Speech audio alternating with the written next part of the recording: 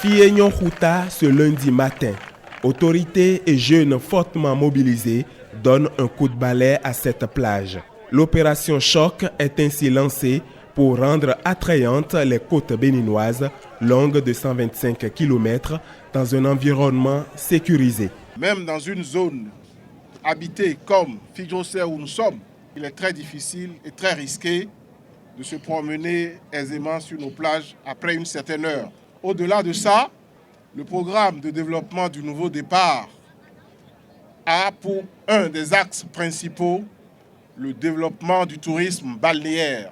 Convenez avec moi qu'il n'est pas possible pour un programme qui a besoin de plus de 80% d'investissements directs étrangers de laisser notre plage dans un état qui n'attire personne, à commencer par nous-mêmes.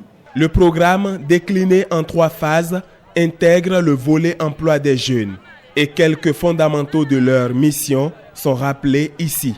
Lors du nettoyage d'un habitat naturel, il faut ramasser les déchets tout en essayant de déranger le moins possible le milieu naturel et les animaux.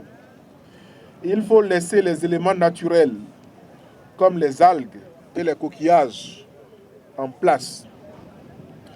Lorsque nécessaire, manipulez-les délicatement puis remettez-les en place. C'est extrêmement important. Si vous trouvez un petit animal mort, oiseau, mulot, écureuil, etc., ne le touchez pas, car il pourrait être porteur de maladies. La première concerne l'opération Choc, qui met en exergue 4000 jeunes recrutés pour faire le travail de façon tous azimuts. Ensuite, il y a une phase de surveillance, de pérennisation qui sera assurée par 2500 jeunes.